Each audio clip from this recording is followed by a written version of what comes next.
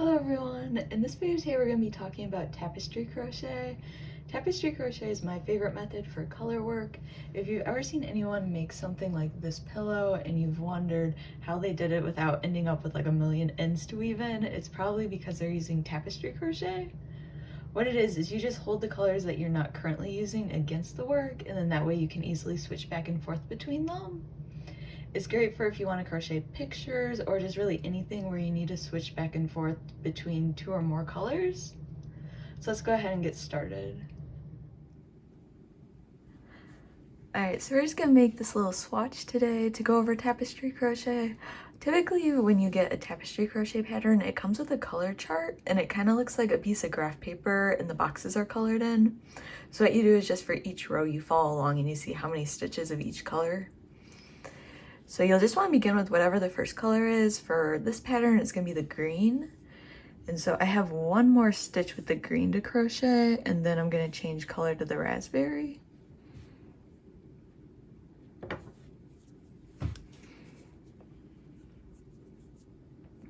So into that next stitch, for the very last stitch with the green, I'm using US single crochet stitches, which is a UK double crochet. So you'll insert your hook, you'll yarn over, pull through.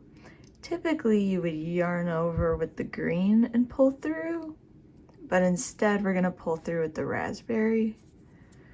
So what you'll do is you'll insert your hook, yarn over, pull through. Then when you have those two loops,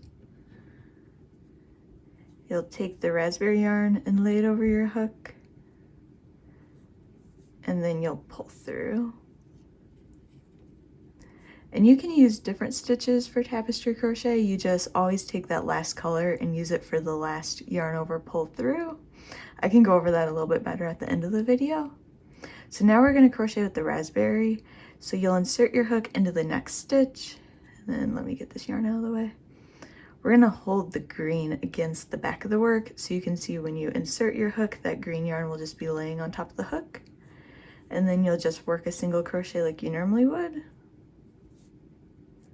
So again, when you insert your hook, you'll just see that yarn that you're holding against the back of the work. So I need to crochet 5 stitches with the raspberry, and then I'll switch back to the green.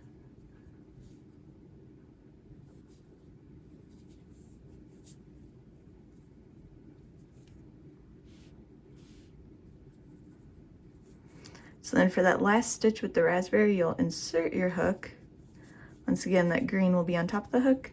You'll yarn over, pull through, but then we're going to drop the raspberry and grab the green, and we'll pull through the 2 loops with the green. And then now while I continue crocheting with the green, we'll hold the raspberry against the work. So you'll insert your hook into the next stitch, and now it's probably a little bit easier to see. So that raspberry is just against the back of the work. And then for the rest of the row, I'm just going to be crocheting with the green. So then I'm almost at the end of the row here, and what I like to do is when you have 2 stitches left, I'm just going to drop that color that I'm carrying, and I won't hold it against it for those last 2. And then that way you won't see that yarn that you're carrying on the side of the work.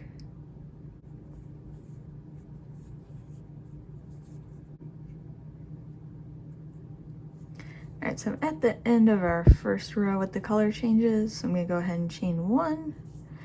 And then when you turn the work, I normally take the ball of yarn that's on the left and you're just going to move it over so it's now on the right. And then that way they won't get tangled. And so we have our chain 1 at the beginning. I'm going to work into the second stitch, a single crochet. And then we're going to start carrying that raspberry yarn again. So you'll just want to lift it up. So that way when you insert your hook, it's against the work, and work a single crochet. So as you'll see, during an even number row, we hold the yarn that we're carrying against the front of the work.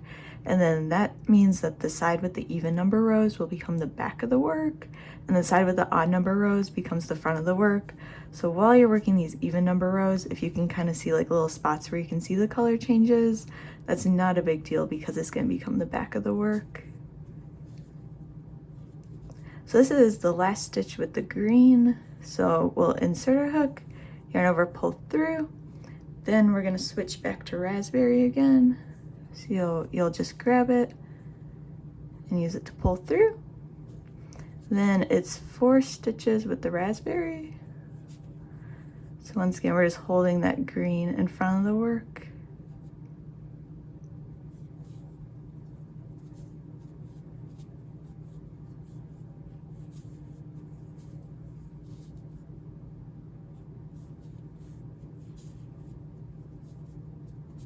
So for this row, it's 4 stitches with the raspberry, and then we change to cream. So I'm just gonna grab the cream.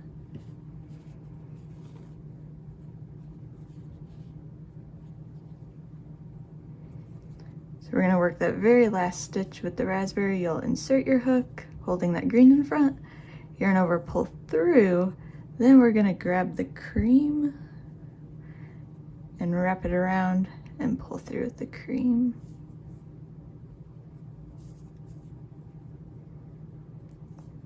So now that we have 3 colors, you'll always be holding 2 colors against the work.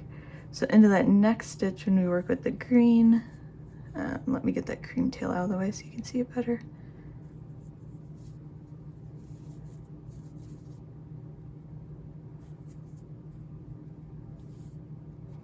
So when you're working with the cream, you'll see both the green and the raspberry will be holding.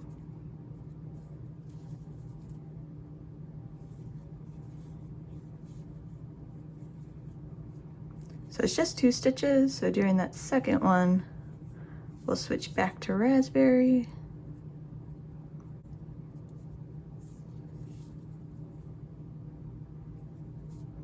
Then it's just 1 more stitch with the raspberry, and then we're gonna switch back to green.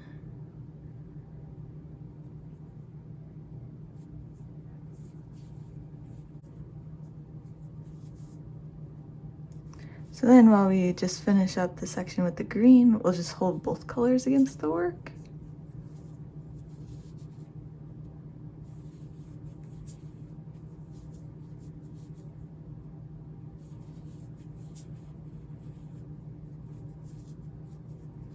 And then once again, I'm not gonna hold them against the work for those last 2 stitches. So we'll just drop them where they're at.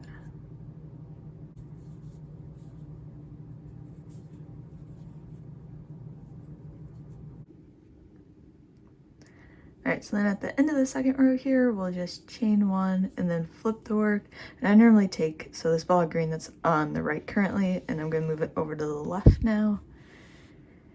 You might also need to flip these 2 balls of yarn depending on if the yarn's starting to get tangled.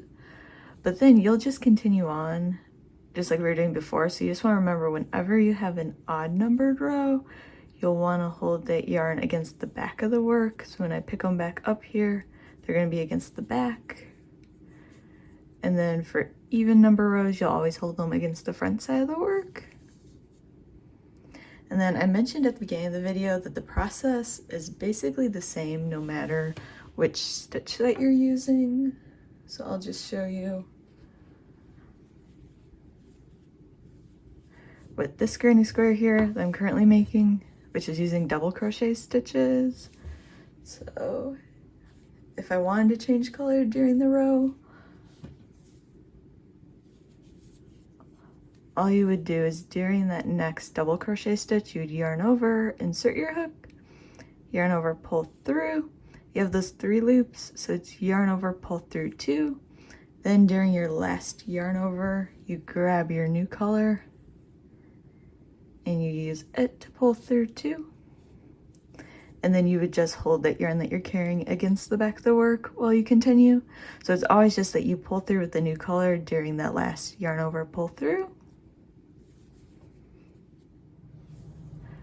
Alright, so I think what I'm going to do is I'm going to pause the video here and then I'll film a second video going over some tips for when you're learning tapestry crochet, just because when you first start and you're changing between a lot of colors, it definitely can be challenging. There is one I wanted to point out in this video though, which is right when you go to change color, after you pull your new color through, a lot of times it can look kind of loose and people are tempted to pull on the strands of yarn to make it look tighter.